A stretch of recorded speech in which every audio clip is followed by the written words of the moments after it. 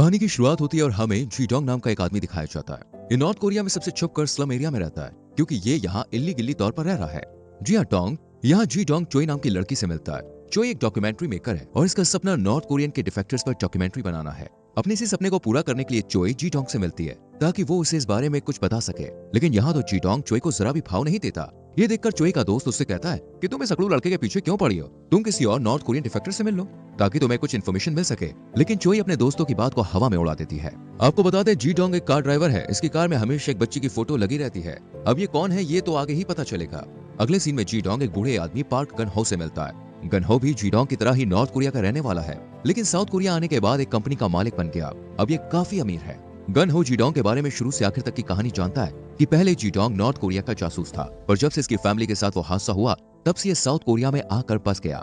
इसके बाद जी Dong gun हो को अपनी कार से घर छोड़ता है, जहां गन हो का सर्वेंट जी डोंग को गन हो का एक लेटर देता है जिस पर ली गुआंग नाम के एक आदमी के घर का पता है। जैसे ही जी डोंग यहाँ से जाने वाला होता है तो उसे दाल में कुछ काला लगता है, क्योंकि गन हो के घर के सारे सीसीटीवी कैमरा बंद थे और चुपके से इसके कमरे में एक आदमी आ जाता है जो गन हो को एक नशीली गैस सुंघाकर उसका चश्मा ले लेता है और फिर पैर में जहरीला इंजेक्शन लगाकर जाने ही वाला होता है। यहाँ जी डोंग आ जाता है। असल में दोस्तों ये चोर एक एजेंट है जिसका यह पूरा नजारा उसकी टीम भी देख रही होती है।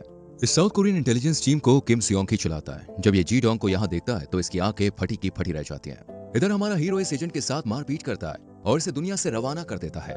इधर गन हो इंजेक्शन की वजह से आखिरी सांसें लेता है और जी डोंग से कहता है कि ये मेरी आई ग्लास बहुत अहम है, ये किसी गलत इंसान को नहीं मिलनी चाहिए, इसलिए तुम इसे जमीन में गाड़ देना। इसके बाद गन हो मर जाता है। जी डोंग को फंसाने के लिए ये स्पाई टीम पुलिस को यहाँ भेज देती है और पुलिस जी डोंग पर बंदूक तान देती है। असल में दोस्तों ये पुलिस भी स्पाई टीम के ही चमचे हैं। ये देखकर जी डोंग इनकी आंखों में धूल झोंक कर यहाँ से फरार हो जाता है। दूसरी तरफ स्पाई सपोर्ट 1 में एजेंट किम जी डोंग की तस्वीर को देखकर कुछ साजिश रचता हुआ मुस्कुराता है, जिसके बाद ये गन हो के घर में मौजूद सभी सर्वेंट्स को मार देता है। तभी इस बात का खुलासा होता है कि किम ही साउथ कोरियन इंटेलिजेंस एजेंसी का डायरेक्टर है। यहाँ किम मिन से हो नाम के एक मिलिट्री डायरेक्टर को फोन खड़खड़ाता है और जी डोंग के पीछे लगा देता है। इधर किम अपनी साजिशें रचता है और यह भरोसा दिलाता है कि इन सभी खून के पीछे जी डोंग का हाथ है। लेकिन जिन लोगों को जी डोंग पर भरोसा था वो नहीं मानते, जिस पर किम उन्हें धमकाने लगता है। तभी यहाँ किम के एक आदमी के पास जी डोंग का कॉल आता है। ये शख्स जी डोंग से उसके लोकेशन के बारे में पूछता रहता है, जिस पर जी डोंग सब समझ जाता है और देखता है कि साउथ कोरिया के जासूस उसके घर का पता लगा रहे हैं और घर ढूंढ लेते हैं, जिन्हें देख जी डोंग यहाँ से भागकर चोई की कार में बैठ जाता है। दूसरी तरफ इंशा का डायरेक्टर किम मिलिट्री को बताता है कि कल रात गन हो को मार दिया गया और इस सब के पीछे नॉर्थ कोरिया का जासूस जी डोंग है। हालांकि गन हो चेयरमैन रिप्रेजेंटेटिव के रूप में मीटिंग अटेंड करने वाले थे। इस मीटिंग में साउथ कोरियन और नॉर्थ कोरिया के बीच के मुद्दों पर बात होनी थी, इसलिए किम ने गन हो को मार दिया। किम कर्नल मिनसे को जी डोंग को मारने का काम सौंपता है क्योंकि कर्नल इसमें बहुत माहिर था। यहाँ पर हमें चोई जी डोंग के साथ नजर आती है। चोई को लगता है कि जी डोंग उसे अपनी कहानी बताएगा, जिसके बाद वो इस डॉक्यूमेंट्री को शूट करके टीवी पर दिखाएगी। असल में चोई एक टीवी सीरीज बनाना चाहती है जिसका नाम है गिव होप टू डिफेक्टर्स। गन हो के मरने के बाद हर टीवी चैनल पर यह खबर आग की तरह फैल जाती है। ये देख जी डोंग कार से उतरकर चला जाता है क्योंकि उसे पता है कि उसे ही निशाना बनाया जा रहा है। इधर हमें किम और मिन से एंशिया के हेडक्वार्टर में दिखाई देते हैं। मिन से कहता है कि मुझे जी डोंग के डिफेक्शन के बारे में क्यों नहीं बताया। किम इस पर कुछ जवाब नहीं देता। इस पर मिन से बोलता है कि मैंने सुना है कि गन हो के नौकर की मौत का जिम्मेदार भी जी डोंग ही है, लेकिन मैं उसे अच्छे से जानता हूँ। वो एक माहिर जासूस है, उसे तो किसी को मारने के लिए हथियार की जरूरत ही नहीं है, ये उसने नहीं किया। इस पर किम कहता है कि तुम्हारा काम सिर्फ जी डोंग को पकड़ना है, जिसमें तुम्हारा साथ जूनियर कप्तान देगा। यह वायर टाइपिंग में माहिर होता है। इसके बाद कैप्टन जो जी डोंग के बारे में बताता है कि इसने पॉलयंग के मिलिट्री ट्रेनिंग कैंप से ट्रेनिंग ली है। ये कैंप ज्यादा हार्ड कैंप है क्योंकि यहाँ पर एजेंट्स को मेंटल और फिजिकल ट्रेनिंग मिलती है, इसलिए जी डोंग भी काफी माहिर जासूस है और इसे नॉर्थ कोरिया का बेस्ट स्पाई कहा जाता था। इधर जी डोंग भीड़ के साथ उसी पते पर जाता है जहाँ का उसे लेटर मिला था। तभी हेडक्वार्टर से मिन से कहता है कि जी डोंग के पीछे कॉन्टैक्ट के बारे में मालूम करो। इस पर ऑपरेटर कहती है कि वो कुछ समय पहले डॉक्यूमेंट्री फिल्म मेकर चोई और उसके कैमरामैन के कॉन्टैक्ट में था। कप्तान जो भी चोई के बारे में बताता है, जिसके बाद चोई और उसका कैमरामैन इनके सामने दिखाई देता है। चोई शुरू में कुछ नहीं बोलती, पर गन हो की मौत के बारे में सुनकर वो हैरान रह जाती है कि उसे जी डोंग ने मारा है। दूसरी तरफ किम को जी डोंग का पता चल जाता है। इस पर किम एजेंट से आई ग्लासेस लाने के लिए और जी डोंग को मारने के लिए कहता है। असल में किम को इन्हीं ग्लासेस की शुरू से तलाश थी, इसलिए वो जी डोंग को ढूंढ रहा है। ये एजेंट किम को जी डोंग के घर में मिले लेटर के बारे में बताता है, जो ली गुआंग नाम के आदमी के घर का पता है। ये पहले भी नॉर्थ कोरिया का डिफेक्टर था, पर अब साउथ कोरिया में रहता है। ये सुनकर किम उस पर भी नजर रखने के लिए कहता है। यहाँ हमें जी डोंग दिखाया जाता है जो कि किसी को कॉन्टैक्ट करता है। इधर मिनसे भी जी डोंग की कॉल को ट्रैप कर लेता है और बोलता है कि काफी समय बाद आज तुमसे बात हो रही है। जी डोंग भी मिनसे की आवाज सुनकर हांगकांग के मिशन को याद करने लगता है, जहाँ जी डोंग ने मिनसे के आदमियों को मार दिया था, लेकिन मिनसे को उसकी बीवी बच्चों के लिए जिंदा ही जाने दिया था। आगे जी डोंग बताता है कि मैंने चेयरमैन को नहीं मारा, लेकिन मिन से उसकी बात नहीं सुनता, जिस पर जी डोंग गन हो के असली खूनी और आई ग्लासेस के बारे में बताता है और कहता है एक काम पूरा करने के बाद मैं खुद को सरेंडर कर दूंगा, लेकिन किलर को ढूंढने में मेरी मदद करो। इधर चोई इन लोगों को बताती है कि जी डोंग एक मिशन पर है जिसने उसके बीवी और बच्चों को मारा था, वो उसी से बदला लेने के लिए आया है। यहाँ पर हमें जी डोंग ली गुआंग के घर पर नजर आता है और कहता है कि तूने मेरी फैमिली को क्यों मारा। असल में दोस्तों जी डोंग ने हांगकांग वाले मिशन को छोड़ दिया था, जिसके बाद इसे गद्दार के तौर पर इसकी फैमिली को मारने का ऑर्डर दिया गया और ली गुआंग ने ही इसकी फैमिली को मारा था। अभी ली गुआंग हाथ पर लिखकर उसे कुछ बताने ही वाला था कि तभी गोलियां चलने लगती हैं। ये शूट किम का स्नाइपर ही करता है। जी डोंग यहाँ से भाग जाता है और देखता है कि ली गुआंग भी अपनी बीवी के साथ भाग गया है। ये देखकर जी डोंग इसका पीछा करता है। ये सब खबर मिनसे को भी लग जाती है, जिसके बाद मिनसे अपने आदमियों को जी डोंग के पीछे लगा देता है। यहाँ जी डोंग के पास ली गुआंग के फोन पर उस स्नाइपर का फोन आता है जो जी डोंग को मारने के लिए आया था। ये स्नाइपर नॉर्थ कोरिया का ही डिफेक्टर है, जो कि पहले वहाँ का जासूस था, लेकिन अब वो साउथ कोरिया इंटेलिजेंस एजेंसी का मेंबर है।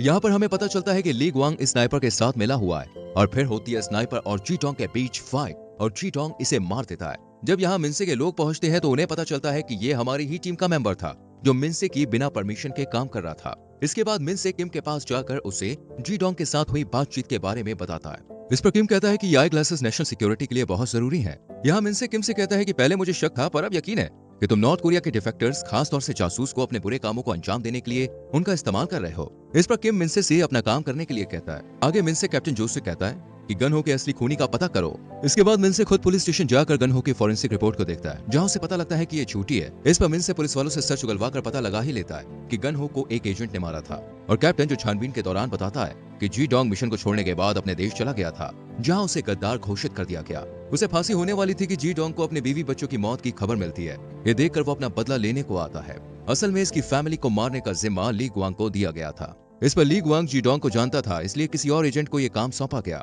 लेकिन ये मौत का नजारा देख ली गुआंग बहुत दुखी हुआ और उसने एजेंट को मार दिया और नॉर्थ कोरिया छोड़कर साउथ कोरिया आकर किम के साथ मिल गया।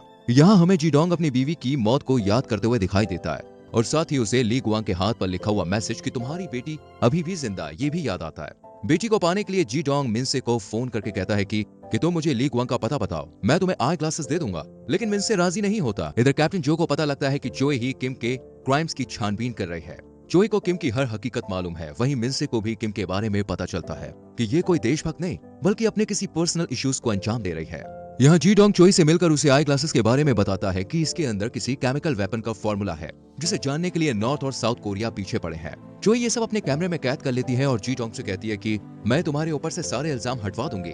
अब किम को मालूम पड़ गया था कि ली गुआंग ने जी डोंग को उसकी बेटी के जिंदा होने की खबर दे दी है, इसलिए ये ली गुआंग से कहता है कि अगर तुम्हें अपनी फैमिली जिंदा चाहिए तो जी डोंग, चोई और मिनसे को मार दो।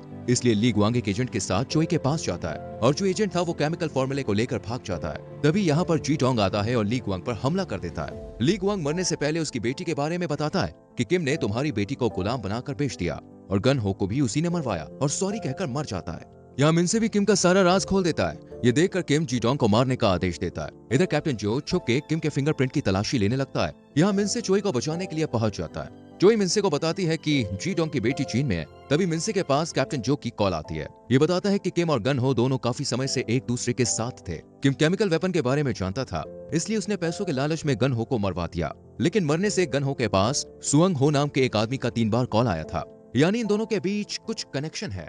यहाँ अब जी डोंग पर गोलियां चलनी शुरू हो गई थी, जिनसे बचने के लिए जी डोंग भागता रहता है। तभी हमें एक एजेंट जिसके पास केमिकल का फॉर्मूला था वो किम को देते हुए दिखाया जाता है और किम खुश होकर जी डोंग उसके सारे सभी कॉन्टैक्ट में आने वाले लोगों को मरने के लिए कह देता है। ये सुनकर ये एजेंट जी डोंग की कार को ठोक देता है और ये खुद ही मर जाता है और अब भी जी डोंग जिंदा बचकर भाग रहा है।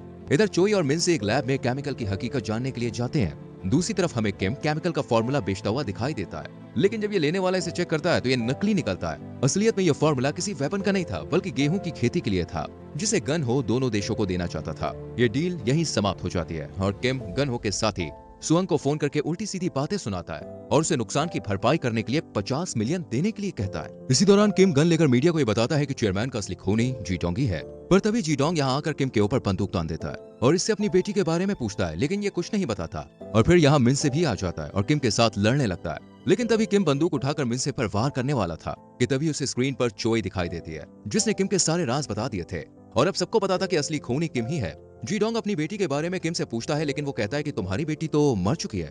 इस पर मिन से जी डोंग को गन देता है और जी डोंग किम को मार देता है और खुद को सरेंडर कर देता है। यहाँ कैप्टन जो मिन से को एक खत देता है जिसमें जी डोंग की बेटी का पता था और ये पता मिन से जी डोंग को दे देता है। इसके बाद हमें जी डोंग ट्वीन में दिखाई देता है। यहाँ बच्चों से काम करवाया जा रहा था। जी डोंग अपनी बेटी को पहचान लेता है और बेटी भी जी डोंग के गले लग जाती है और कहानी यहीं पर खत्म हो जाती है। तो दोस्तों ये कहानी आपको कैसी लगी हमें कमेंट करके जरूर बताएं। वीडियो को लाइक और शेयर करें और चैनल को सब्सक्राइब करके बेल आइकॉन प्रेस करें। मिलते हैं अगली वीडियो में।